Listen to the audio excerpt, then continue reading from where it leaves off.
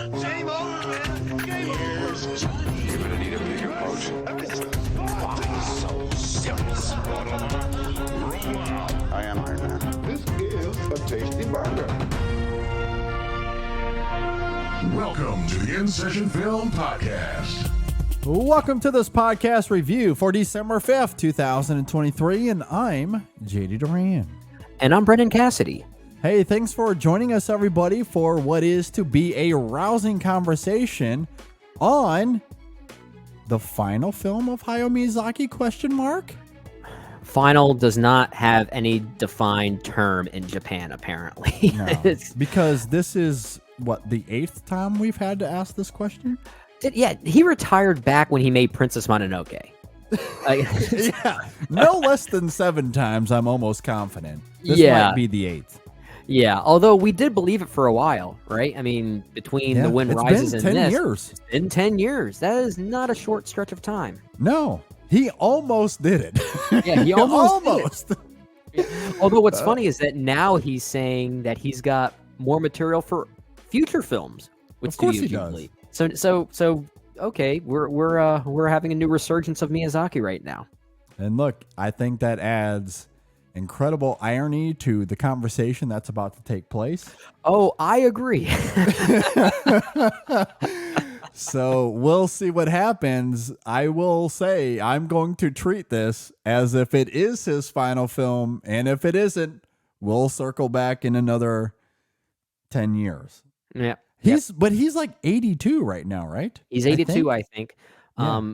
Although this could be one of those cases where, similar to when he retired with Princess Mononoke, he was inspired to make Spirited Away after seeing The Daughter of a Friend. True. Yeah. And then after that, he was kind of on a bit of a streak, right? Making quite a few films pretty quickly. Between Ponyo and Howl's Moving Castle and then The Wind Rises, there was a trio of films that were all within a span of like 8 years, which for Japanese animation, that is a pretty short amount of time, right? Yeah. Because these movies are not easy to make. Yeah, absolutely. But when he has a conviction, when there's a vision circling in his brain, the man works nonstop, even at 82 years old. Yeah, I feel like that's kind of the narrative around Studio Ghibli, is that they're pretty they're pretty demanding when it comes to making these movies, right? We've heard some stories there, but hey, the products they make. I mean, I think they have at least 7 of the greatest movies ever made. Oh my gosh. Yes. They have several masterpieces on their hands for sure. Mm-hmm. I will say this as well before we get into the review, because I don't want the conversation to get too bogged down in this, but we did a Studio Ghibli movie series last year, I believe it was. Yes, that's correct. It was a lot of fun. So in some ways, this is a coda to that conversation or that series where we talked about most of Hayao Miyazaki's movies. And I very specifically noted this feature. I mean, we talked about several motifs that play throughout a lot of his movies, but there was one that really stuck out to me. And that's how Miyazaki invokes his father in a few of them. Okay. And you won't believe it, Brendan, but it turns out that in The Boy and the Heron, the father character, guess who he's modeled after? That's yep. I mean, what a shock. What a shock to the system. I can't believe he did it. Hashtag no surprise. And also the idea that his mother, in real life, Hayao Miyazaki's mother suffered from tuberculosis, some sort of ailment when he was younger. Now, thankfully, she survived that, but the heartache that came with just experiencing that as a child clearly has stuck with him through adulthood, because it's a big part of his movies as well. And we learn about the mother in this film, and I mean, things happen. it's amazing how those same motifs show up here once again. Yeah. It's incredible. Mm. Anyway, Yeah, I thought that it's was there. funny. It's a Miyazaki film. It is a Miyazaki film. Yeah. So with that laid out, I guess we could get into it. But Yeah. as I was watching the movie, I couldn't help but chuckle to myself because I'm Oh like, yeah. this is it again. That's his father. The boy's mother is gone. Like it's all about him grieving and suffering You from. would think these tropes would get tiring after a while. He loves it. And I love that about him. Like he doesn't like he's 82 years old and he's still so deeply connected to his parents. It's amazing. It's either his parents or nature. Yes. That play that same reoccurring part.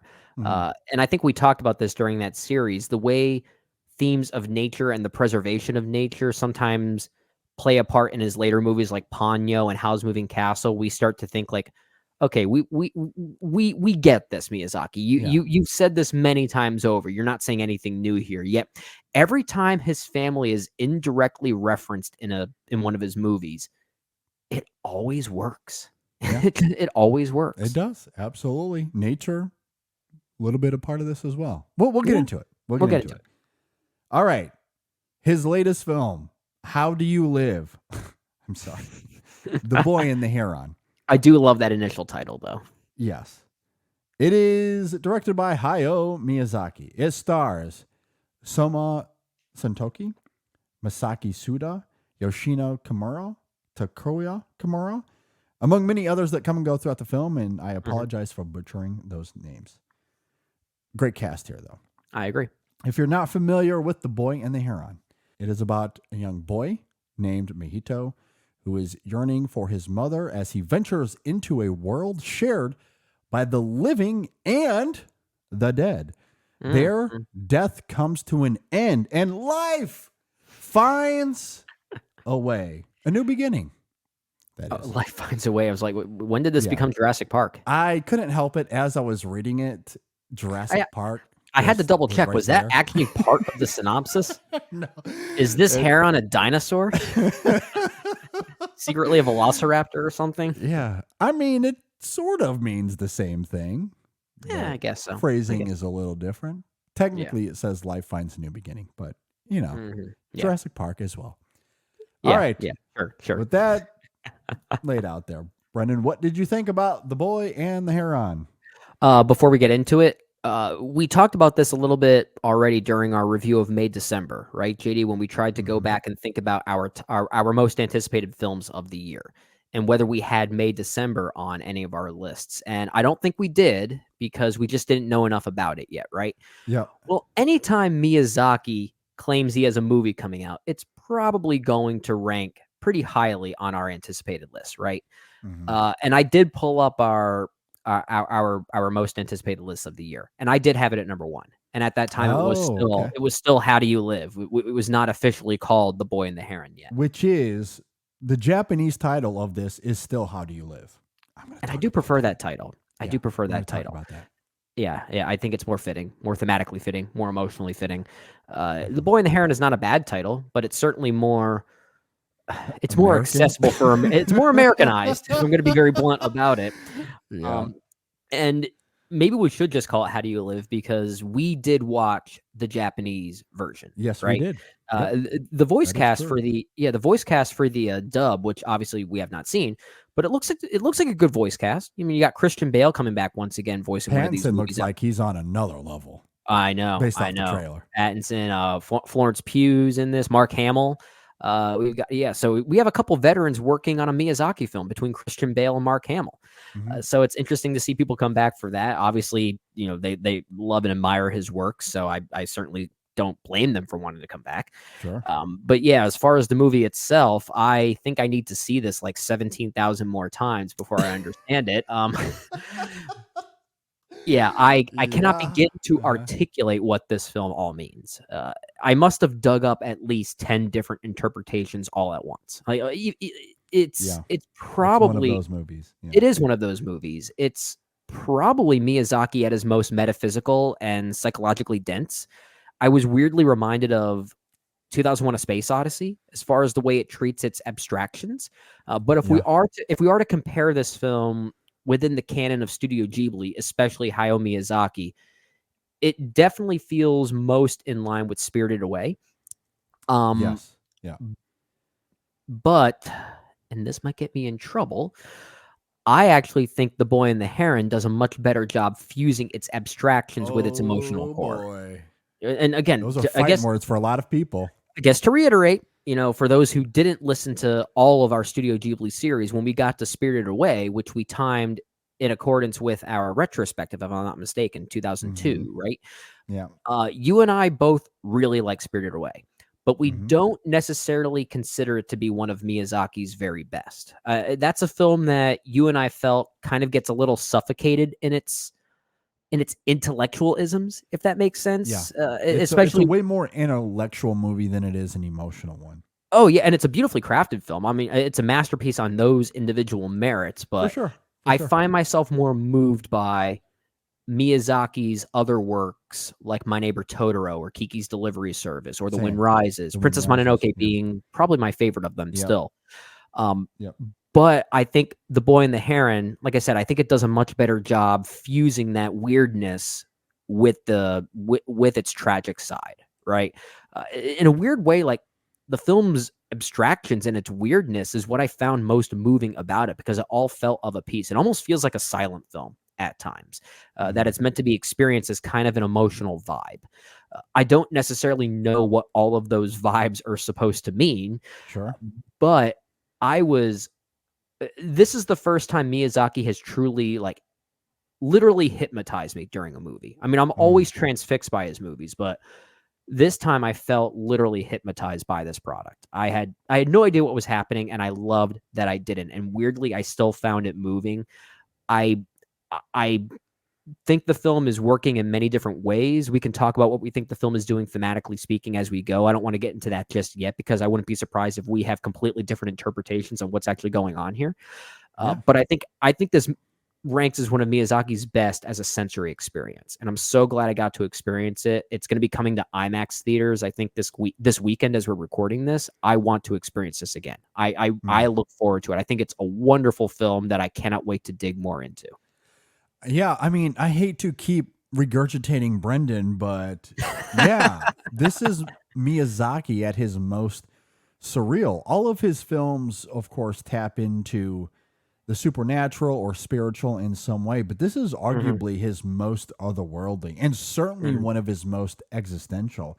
Yeah. It's quite odd at times, and there are some reveals near the end that made me question if he had somehow spiked my coffee because I was confounded by them. Absolutely confounded, which isn't a criticism, but it does speak to how heavily Miyazaki utilizes surrealism to tell this story. And there are parts of it that do surprise on a first viewing. However, underneath the film's ethereal dreamscape is something deeply poignant as it relates to grief and loss and acceptance, an idea that on its own terms is very affecting here. It's a very Ghibli thing to explore, but I think it serves multiple purposes simultaneously when you consider how aesthetically, foundationally, it's a quintessential medley of Hayao Miyazaki. I mean, first of all, It's kind of a buffet.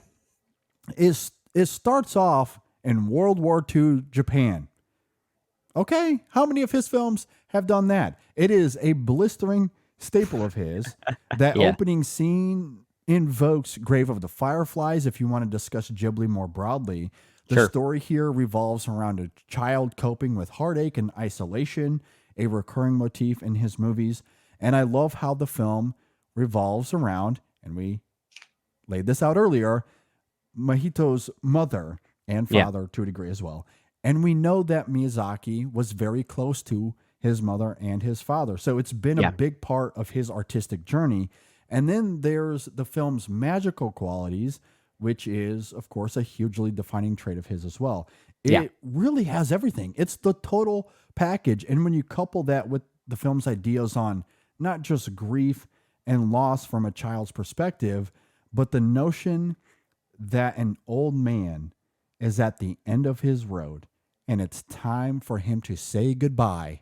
Oh boy, is that arresting here when you start to think about what this film is saying in that regard. It's astounding how this is able to function as a child's fable where a younger audience can see themselves through the central character here and what he experiences, but then also be Miyazaki's deeply moving farewell.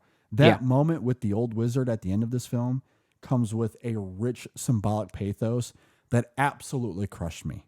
Absolutely crushed me, because I'm assuming that this is the end. But maybe it's not. But assuming that it's the end, and I have to assume, that moment will absolutely linger for years. Yeah. Well, even if this is not the end of Miyazaki, there has still been a lot of talk about the future of Studio Ghibli, right? And who is going to oversee things going forward? Because as we mentioned in the opening of this show, Miyazaki is 82 years old. He can't be the face of Studio Ghibli for much longer. So much of what this film is getting at is who that successor could be, right?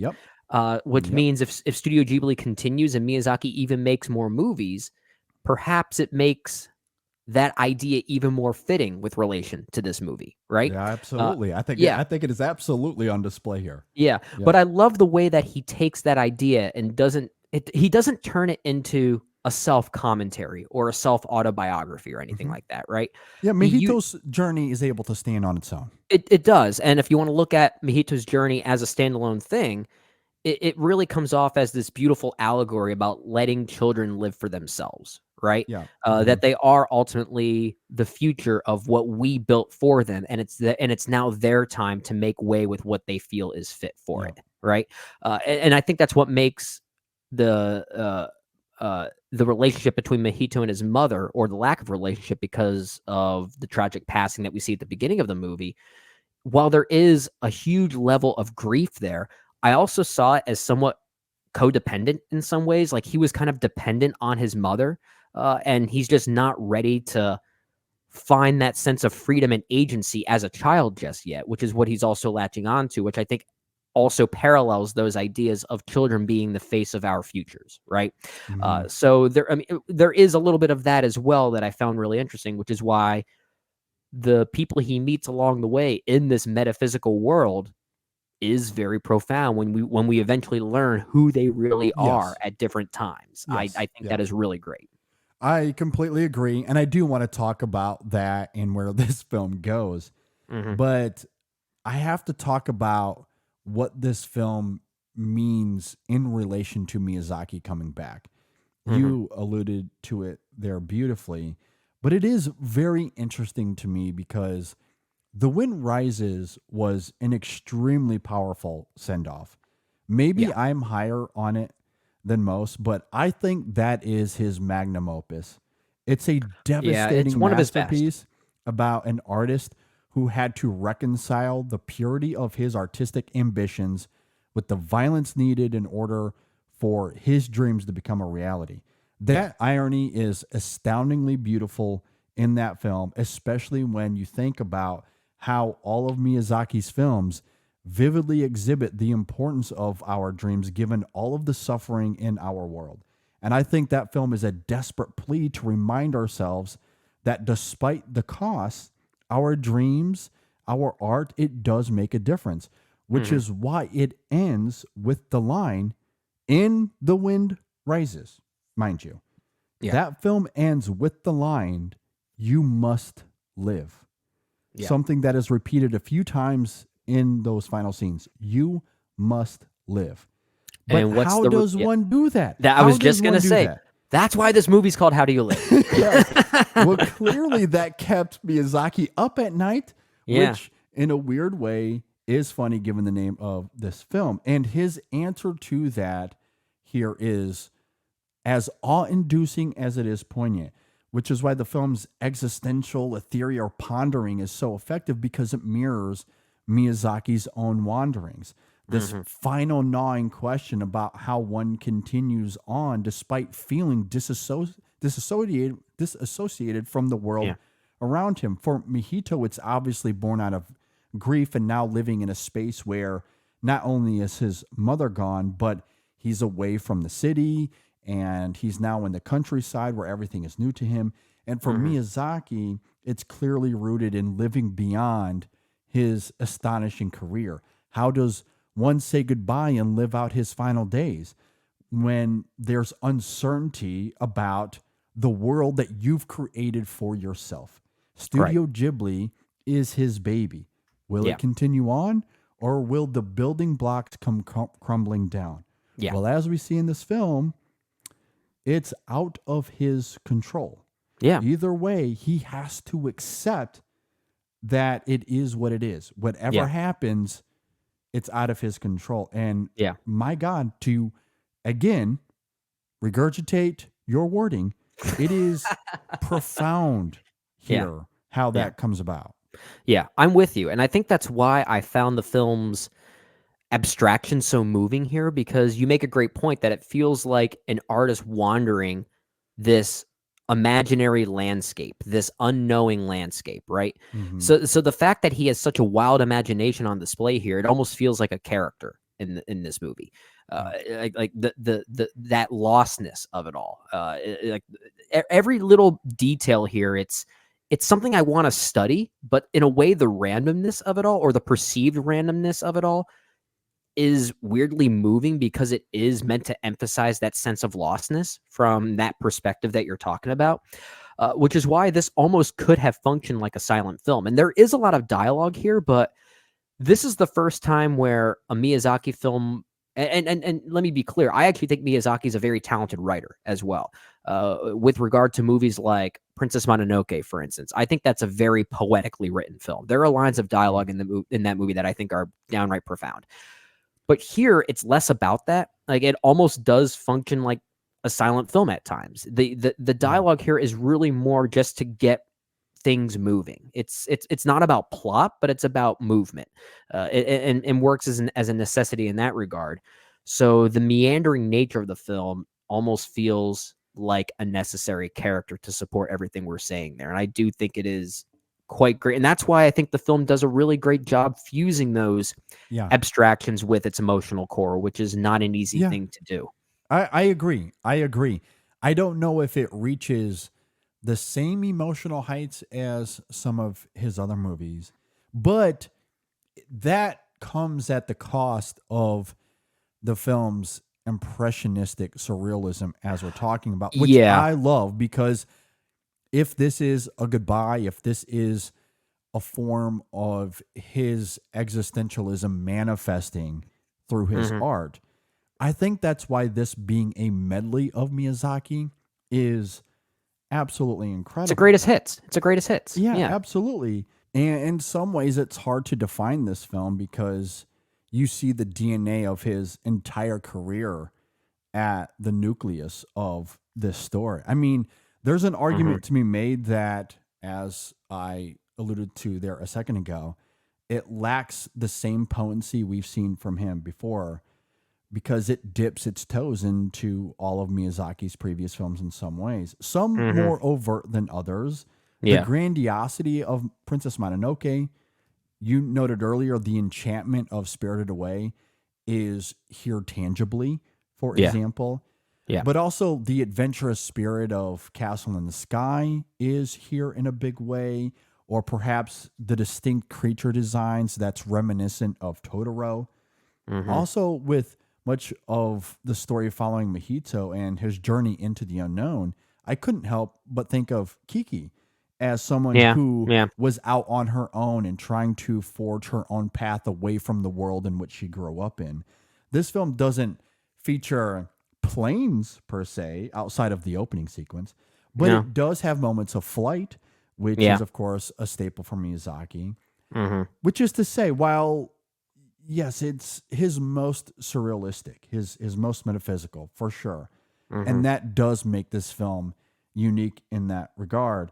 It somehow is this highlight reel that's edited together in a seamless and coherent way that does still manage to have this emotional complexity to it. I do agree with you. It is there. It does come through.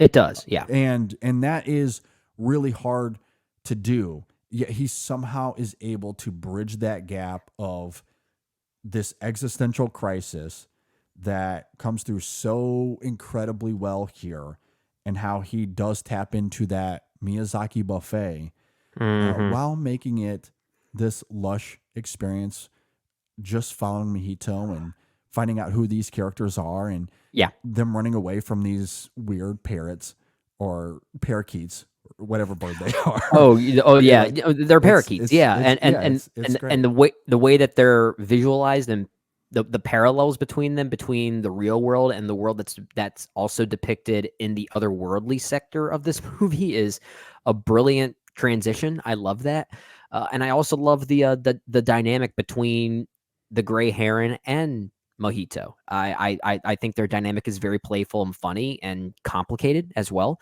Uh, Mhm.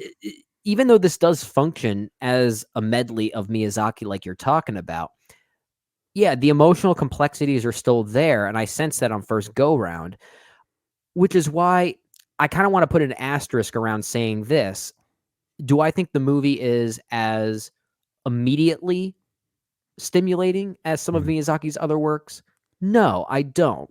I'm more initially moved by a lot of his other works that have held true and even gotten better over time. Like Princess Mononoke gets better for me every time I watch that movie, and I do think that's a Mhm. very powerful experience as a drama as well. And I think I could say Mhm. the same thing about My Neighbor Totoro, but from a childhood, more playful angle, right? Um, Spirited Away, going back to that, just to get rocks thrown at me once again. Um, Yeah. that's a film I've seen at least 4 or 5 times, and I still have a hard time finding that film's emotional center. I do. And while I know it's here with The Boy and the Heron, or How Do You Live, as I prefer that title, as I've said, Yeah. I know if I see this film at least 3 or 4 more times, I'm gonna get to a point where I might even say this is his most emotionally complex and heartbreaking movie. Like Yeah. it's this is Yeah. this is the one that I know is gonna grow. There's so much here that has potential to end up as one of the greatest movies of this decade. Like I think we're dealing with something that has a lot of significant growth for a lot of people, including us. Mhm. And not to say that we're not there yet, but it's awesome when you get to see a movie like this that oh, this is a challenging piece of work. This Mhm. is going to take some digesting, and it's going to take a lot of years to really get to a certain point. I love the film already. Mhm. I have no idea what's going to happen in a couple years with this one, and I I agree. I think that's mean, so exciting. I'm with you. I've only seen it the one time, Hmm. and there's much to the film. I noted this in my opening thoughts in the third act that I do find confounding, and Hmm. I need to watch the film again in order to keep up with the film's revelations, because Yeah. there's one, for example, where a certain character that they've been chasing, trying to find, they finally stumble upon her, Yeah. and Mahito's response to her is not at all what I expected, Yeah. and somewhat contrast something that we find out later on about another character, although Hmm. it seems as if they mean the same thing to him despite being Hmm. two separate characters. I don't know. Honestly, I'm still trying to figure it out. But It's a the thing is, little like, I don't bizarre. think that's I don't think that's a flaw. That Yeah. was clearly done with purpose, and it's like, wow, this is weirdly moving. I don't know why.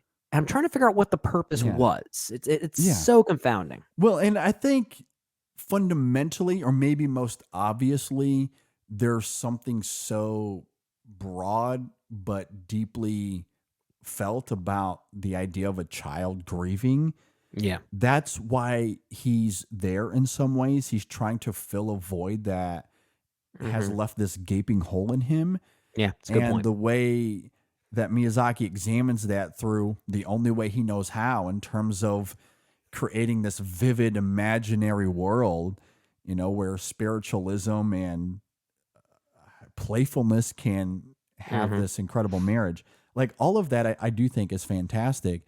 And again, while it might keep the film from reaching the heights of some of his best works, Hmm. I do love how it still tethers well to what we see regarding his existentialism. Because I also think about, and I don't want to get into too many spoilers here, Right. but there's a moment near the end of this film that invokes that question of of children, of the potential of a younger generation taking over, like Yeah. this whole idea of passing something on to the younger generation. Mm-hmm.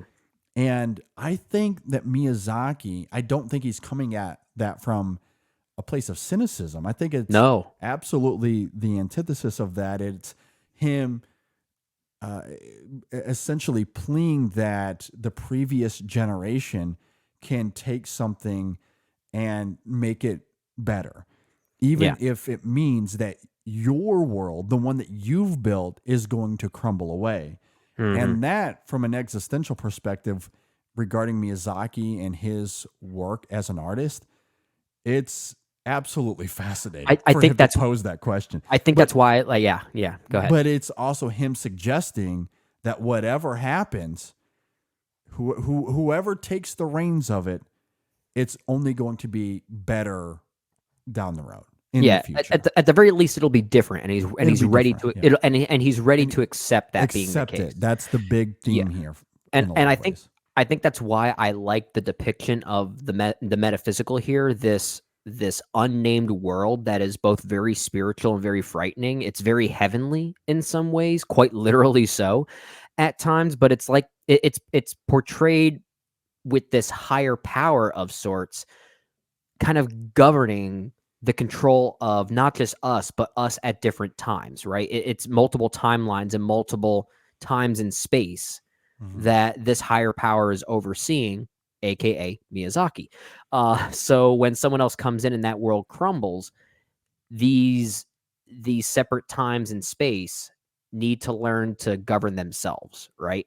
Yeah. And Miyazaki is essentially saying that he's ready to let that happen, regardless of the outcome. So in a weird way, like if you want to look at this movie as less about Miyazaki and more about the idea of spirituality, I think it actually sits pretty nicely next to something like The Tale of the Princess Kaguya, which is a film that was Sure. actually all about deconstructing the traditions of Japanese religiosity, which is something that's been all over many Ghibli film, right? Especially Miyazaki's films. He's very much pro Japanese tradition and religiosity. It's all over Spirited Away, for instance. But here's a film that kind of suggests that the real experience is the human experience. That's the more important one. So it kind of works as a bit of an antithesis to something like Spirited Away and sits next to Kaguya in that way, which is really interesting too. I agree. And I think part of the human experience is not just the existentialism of it, the idea of art or this world being carried further by the younger generation. And that idea of acceptance, I think, is fascinating when you funnel it through the lens of Miyazaki, as we've been talking about. But to circle it back to Mahito as well, I think it's interesting how it tethers to him and the choices he makes, because he could have easily have accepted the world that this grand wizard created and maintained it as it was, or perhaps built upon it. And by doing so, it would have actually connected him to his mother, I'll say vaguely. It would have connected him to her in a way that would be understandable if that's what he chose. If that's what he chose. Yeah. It would have been a little bit more tangible in that regard.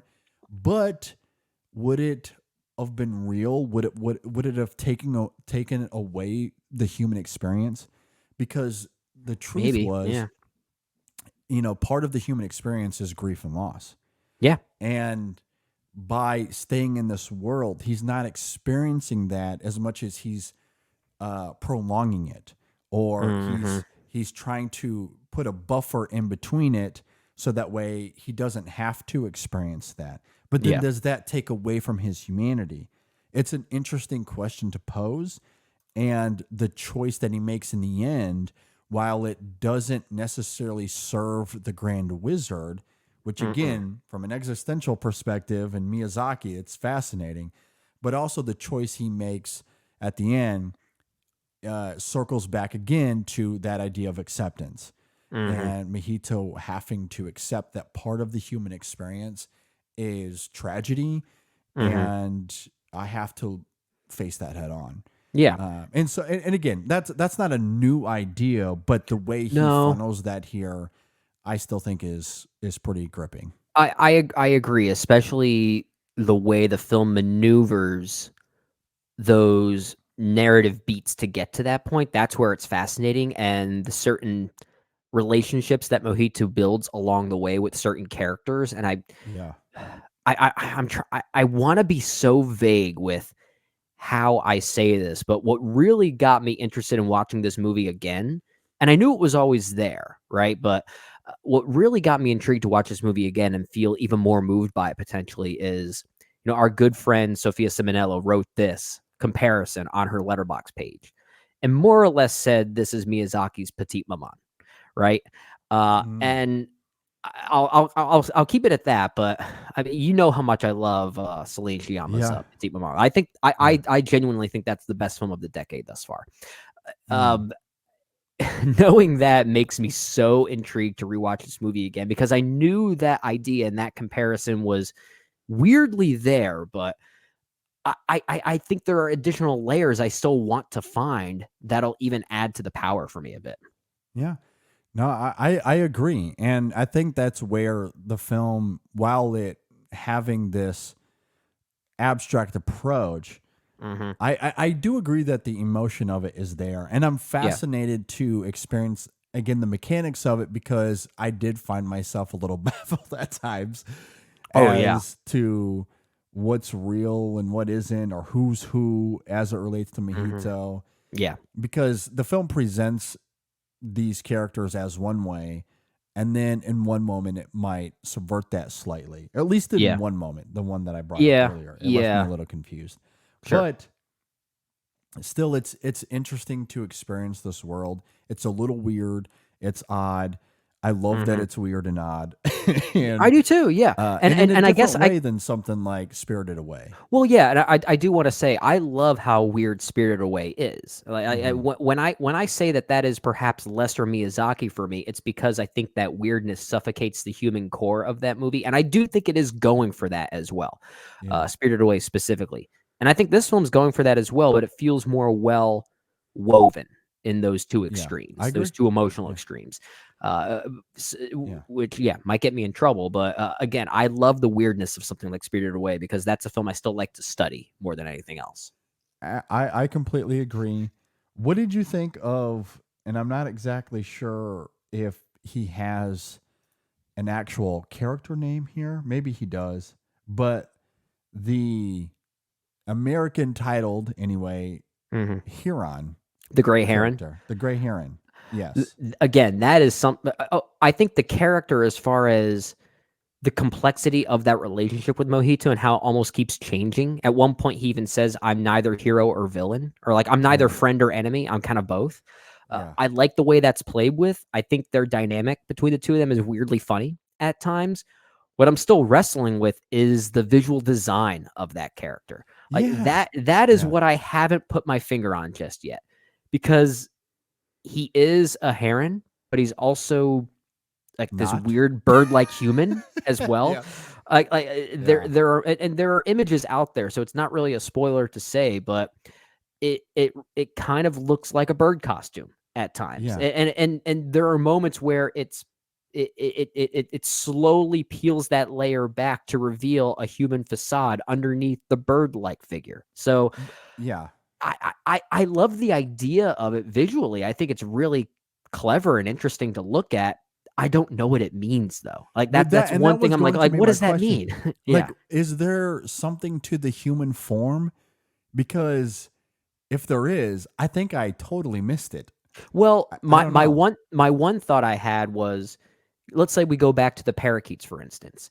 And I mentioned earlier, or at least you brought it up, and I mentioned how there's a clear parallel between the way the parakeets are visualized in the otherworldly when compared to the real world, right? Yeah. When they enter the real world, they're just parakeets, right? Yeah. So I think by making the heron both human and bird-like, and that slow transition between the two is like he's meant to sort of bridge the gap between both worlds or something like that. To distinct them. Yeah. Yeah, well, not even just to distinct them, as if he's almost kind of lost between both, right? Like he's this Gotcha. guide, and in a weird way, it almost adds this fascinating layer to the character that he's kind of this lost soul between the otherworldly and the real world, right? Which is Uh, Mojito on a yeah, yeah, symbolic level. Yeah. exactly. So perhaps I don't know. Maybe we're actually digging something up by just talking about it here. Like perhaps Yeah. the visual nature of that character is meant to mirror Mojito's internal journey as well. Yeah. Which is interesting because he's obviously drawn to Mojito as soon as they get there. The first Yeah. thing the gray heron does is fly right by him. Hmm. And then he starts to poke him. Like he starts to antagonize him a little bit. Hmm. So there is something that's drawing them together. And then once they get stuck in the other realm, Yeah. his response is, "Well, I'm here, so I might as well help you," Yeah, or yeah. whatever he says there. But It's something to funny. that It effect. is Yeah. very funny. Yeah. But yeah, that curiosity is really interesting. But yeah, as we talk about it more, maybe it is to mirror that internal struggle of Mojito, that they're Yeah. almost kind of one and the same in some ways. Absolutely. Absolutely. And I Yeah. do like how that is continued on with some of the other characters that he comes across, Oh yeah. which there is one character where I'm fairly sure that like it reveals to us with no ambiguity who she is, especially in Yeah. relation to Mojito. Yeah. Again, that's why the whole bedroom scene is confusing to me. I need to see that again. I mean it's almost like this weird clouding of judgment that happens, or like Yeah. this desire for a family that was lost and trying to fill that void, like you said, with even a mere replacement. Yeah.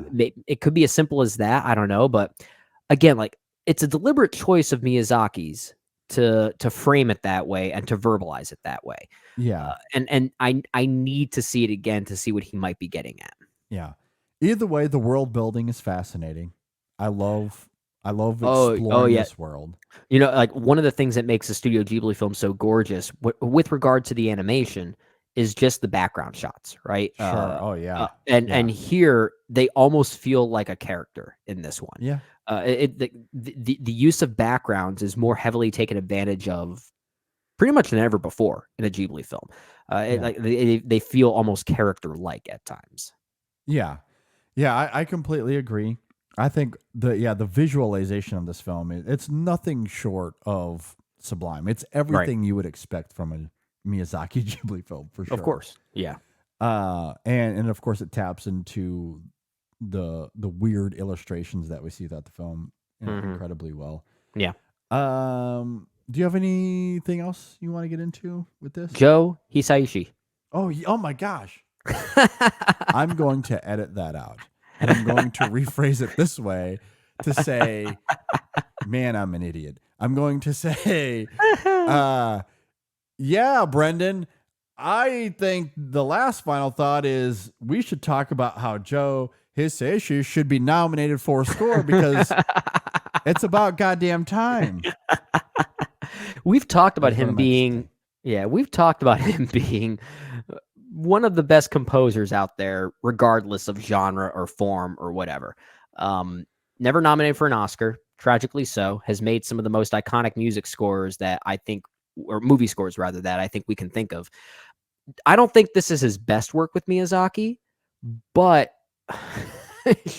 I would not be opposed if the Academy recognizes him with an honorary award just for how many times they haven't nominated him before. But it's not The Departed. This is It's not a the, this Departed is still, situation. like every time I see a new Ghibli film that's scored by Joe Hisaishi, the second one of his main piano motifs starts to play and I'm hearing it for the first time, my thought is, okay, I'm going to remember this. And that happens when the title card for this movie appears, and that reoccurring piano motif that is more or less the theme of the movie, which I only heard once or twice seeing the movie. I haven't gone back to listen to it. I still remember it. I have. It's great. Yeah, it is. But It's the so point is, like, good. I don't need to go back and listen to it unless I want to, but I still remember it. Like it's already been memorably burned into my melodic brain. So Yeah. like that just shows how good that it is. I don't know how. Well, actually, I take that back. I know how. So I say this facetiously. Yeah. the fact that he wasn't nominated for The Wind Rises blows my ever-loving mind. Yeah. I mean, 2013 features some great scores, absolutely terrific scores. But as we've come to learn and know about the Academy, at least pre-2016, it's obviously evolved quite drastically. I don't recall if we talked about this with Actually, we did talk about this with Poor Things. The fact that film is an Oscar player blows my... Like, if you had a time-traveling device and you went back, you didn't even have to go that far. You go to 2010 and you show them Poor Things and you tell them that's going to be nominated for an Oscar, they will laugh in your face. They would. Absolutely not. The King's Speech is going to win. Yeah. Even Best Picture. Even some of the critics at that time may not have been all in on Poor Things. That's a film that has like a 93 on Metacritic right now. I don't see that happening if it came out in like 2005 to 2010. It's insane. So it was a different Academy back then. I get it. But still, the best scores of that year were not nominated for Best Original Score. They did get two right. I think Gravity and Her are very good. I have no issues at all with those nominations. Agreed. The Book Thief, and look, Philomena and Saving Mr. Banks are fine scores. I actually like them. They're on my playlist. I don't, if it pops up on my feed, I'm not skipping them. I like them. Would I have nominated them? Probably not. I definitely wouldn't have, especially when you have The Wind Rises sitting right there. And look, if you still want to give Stephen Price the win for Gravity, again, I'm not going to fight you. But he should have at least been nominated. But even so, it's like whether you nominate the score for The Wind Rises is one thing. It's the score or the original song. You could do one of both. Like I'm okay with that because at least Joe Hisaishi is going to be recognized in some way. Yes. Because the song that plays during the closing credits of The Wind Rises is one of my favorite original songs from a Ghibli film. Yeah, it's so good. And while the Academy has changed a lot, I don't know if original score has changed that much. A little bit. I think it definitely has a little bit. And I think we saw it at least with original song last year with RRR winning. Again, that's another one of those Poor Things kind of, situations where that isn't winning 10 years ago. No, it's not. It's not winning in 2010. But maybe we're at a place now in 2023. It's the last time, assuming it's the last time, that Joe Hisaishi and Miyazaki are going to team up together. And the score is good. Again, this is not a departed situation. It is worthy of being in the conversation. And I'm not even asking that you give him the Oscar. I'm just asking for a nomination. Can we at least recognize him to the club, right? Yes. That's it. It's worthy. I don't know if anyone from the Academy is listening to this, but if you are, I'm begging and pleading. Please, if nothing else, get that man. Joe Hisaishi. Remember that name. Oh, gosh. Yeah. Because I don't, look, every now and then you get these honorary Oscars. Yeah. And a lot of the time it's deserved. And I have no problem with honorary Oscars. But this man deserves a real one. Okay? Like a competitive one. Yeah. But here's the thing. A lot of those honorary Oscars are given to people who are, like I said, in the club, right? Like they're names that people recognize because they've either been nominated many times before and haven't won, and now it's their time. Like Joe Hisaishi, if we're not asking him to win, but just bringing him in to the competition, that's a way of recognizing and showcasing a talented individual that many people who might be watching the ceremony don't even know of yet, right? Yeah. And that's what I ask for. That's why I want to see that happen. And because what was it, like 5 years ago or something to that effect? They did this for Jackie Chan, and I get it with Jackie Chan because he wasn't doing the type of roles that would put him in a position to win a competitive Oscar most of the time. Right. So an honorary Oscar in his case makes sense. I get it. Yep. This is different because Joe Hisaishi makes some of the best scores. Genuinely. I agree. I agree. He should I be agree. in it competitively. So anyway, Yeah. I could go on. Joe but I'm Hisaishi. with you. What a god. What a god. Yeah. Great stuff here. Yeah. And I know that in America we're gonna keep calling this The Boy and the Heron, but man, How Do You Live as the title of this movie, off the heels of The Wind Rises. And I was not being facetious earlier. Yeah. If you go and watch that film or read the script, which is online, you can do that if you want. The last line of that film is, "You must live. You must live," which makes sense, right? I mean, that the whole film is about this artist not just reconciling with this interesting irony, but his lover dies at the end of that film, and she's pleading with him, "Live your life, live your life, go on, live." And Miyazaki's going, "Yeah, live your life, but how do you do that?" How do you do that? And America thinks, live your life. Follow a boy and a heron. That's just like I selfishly, because I think it's his magnum opus. If he would have went out with The Wind Rises, it would have been like an all-time mic drop. But for all the reasons we talked about, I mean, if you're going to come back for a coda, one hell of a way to do it. One hell of a way to do it.